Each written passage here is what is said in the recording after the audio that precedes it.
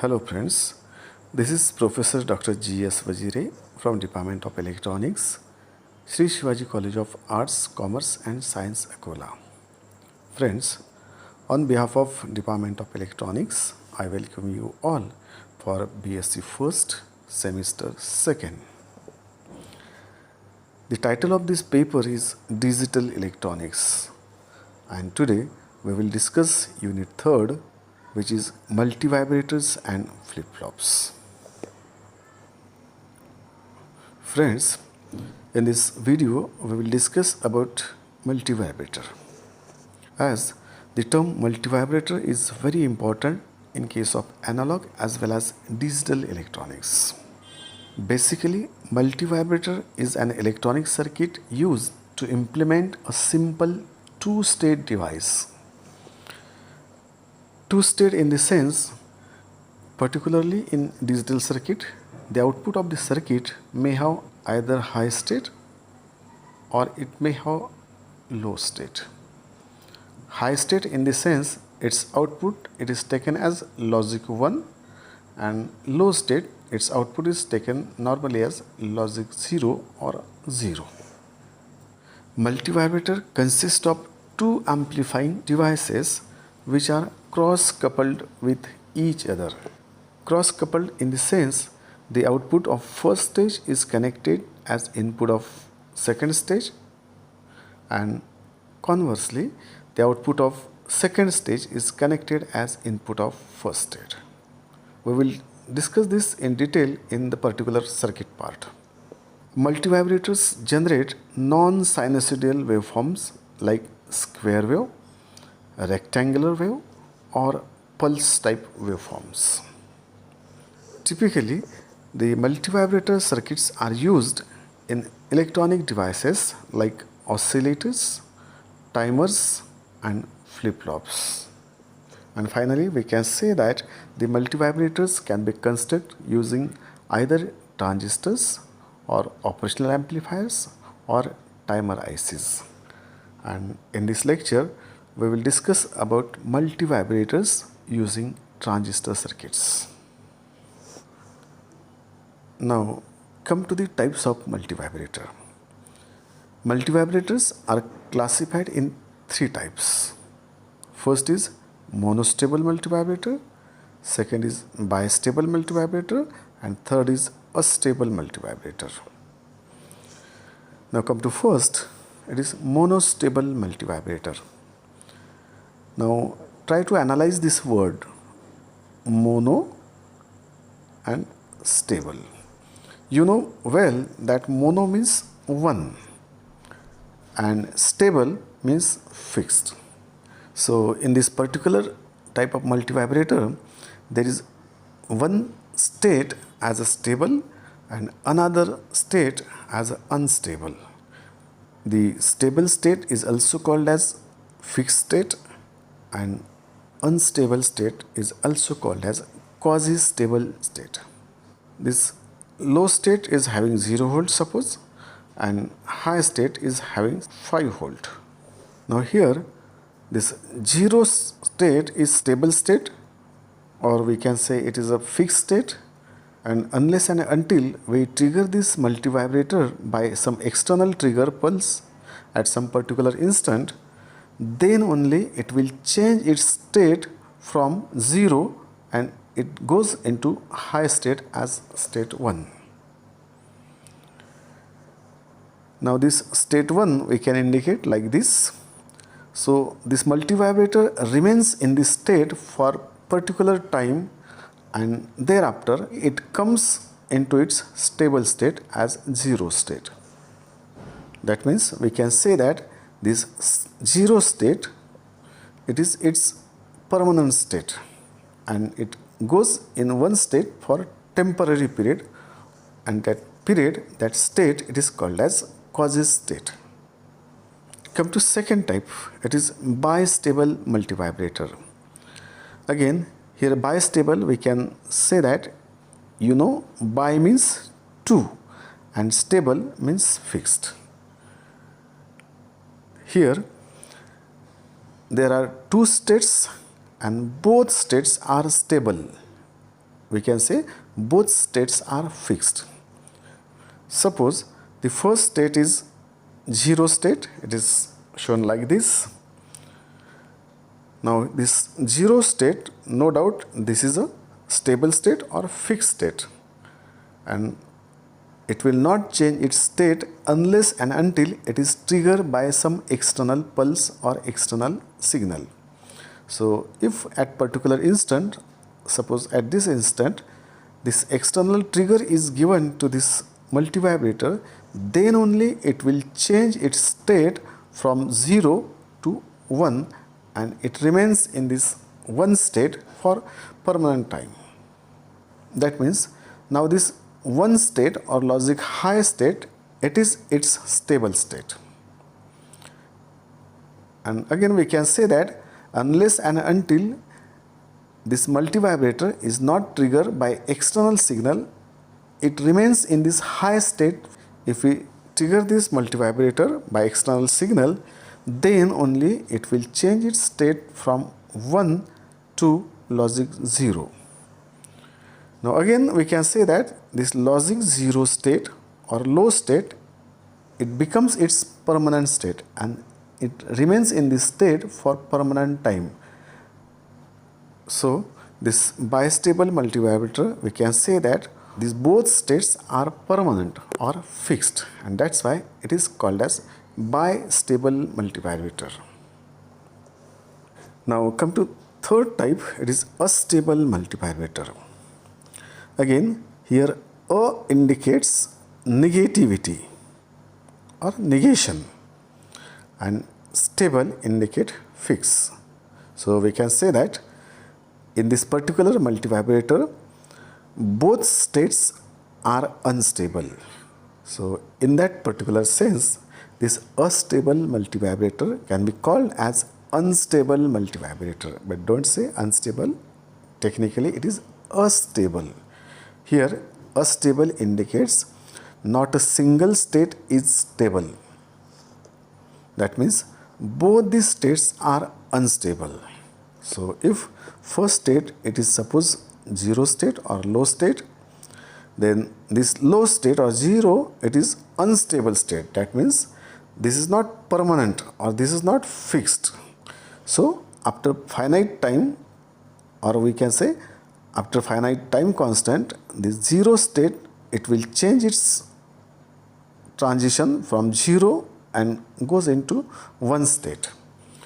Now again, this 1 state, it is not its permanent state, not its fixed state, it is its temporary state. That's why after finite time period, it comes to automatically, next it is 0 state, and it remains in 0 state for particular time constant, and again after that particular time constant, it changes its state from 0 to 1, and it continue in 1 for particular, and continuously it change its transition from 1 to 0 and 0 to 1. So in this sense, we can say this multivibrator, it is unstable multivibrator because not a single state is its permanent state. All states are unstable, all states are temporary states. So in this particular sense, this astable multivibrator is also called as free running oscillator because it oscillates between 0 and 1 states continuously. Now let us discuss about the working of astable multivibrator. Now for understanding its working, you are supposed to know the basic working of transistor. And already we have discussed this unit transistor in last semester. A stable multivibrator is a type of cross-coupled transistor switching circuit that has no stable or fixed output states because it changes from one state to the other continuously. It consists of two switching transistors, a cross-coupled feedback network, and two time delay capacitors which allow oscillations between the two states. Now first come to the construction of circuit. Here This is transistor TR1, this is transistor TR2, this is operating voltage VCC, this is ground voltage 0 volt, this is output of transistor T2, and here we have to take output of transistor first TR1. All these are resistors R1, R2, R3 and R4, and mainly these are two capacitors C1 and C2. Now when circuit is switched on, out of these two transistors, one transistor will be conducting and other will be non-conducting. So we have to consider that first transistor TR1 is conducting, that means this transistor is conducting, and TR2 is cut off, that means non-conducting. So this is non-conducting, we are indicating by cross mark. So as the first transistor is working, its collector voltage is 0. It is shown here VO1, that means output of this first transistor, it is at 0 volt, and obviously the output of second, that means non-conducting transistor, it is VCC, given by this equation VO2 equals to VCC. Now in this position, the current flow will pass through this resistor, it will pass through this capacitor, and it comes to the base of this transistor TR1. We can show like this arrow. That means this capacitor C2 is going to charge. Now once this capacitor C2 will charge fully, it will stop further flow of current passing through this base of transistor. That's why this transistor TR1 will stop conducting, and as this will stop conducting, so its collector voltage becomes VCC. Now as this is VCC, this capacitor C1, now it will charge through this way, we can show like this, and it will pass to the transistor TR2. Now due to this flow of current, this transistor comes in conduction, due to which its collector voltage becomes 0 volt. Now after some finite period, again this capacitor C1 will charge fully, so that it stops further flow of current through itself, and no current will flow in this direction of base current towards transistor TR2. And now again transistor TR2 will stop its conduction. Now as it stops its conduction, its collector voltage again becomes VCC, or we can say logic 1, and in this way it changes its output from 0 to 1, again 0, again 1, and it continue repeating such a cycle, and thus we get such type of output, or we can say it's a pulsating output shown here as 1 0 1 0 1 0, and in same way here at output of first transistor we get the same output as 1 0 1 0 1 0, but output at both of the transistor, they are exactly opposite to each other. Now these are the waveforms shown at the collector of transistor. Here this T1 is called as on time, and this period T2 it is called as off time, and this complete period it is on time plus off time, it is taken as periodic time capital T, and this periodic time T is shown by this equation T equals to T1 plus T2.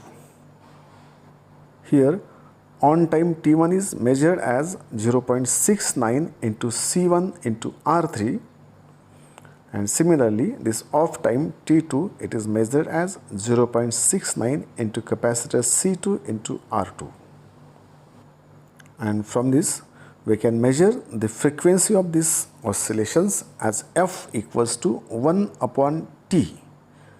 So T we know it is T1 plus T2, So its value is submitted here as 1.38 into R into C. So final expression for frequency f equals to 1 upon 1.38 into R into C. Here resistors R3 and R2 are taken as equal and it is called as R, and similarly this capacitor C1 and C2 are taken as equal value and it is called as C. So finally we can say that the value of frequency f is reciprocal to the value of R and C. That means as value of R and C are increased, the value of frequency it will decrease, and conversely if value of R and C are decreased, then the value of frequency it will increase. So I think let's stop here. Thank you very much.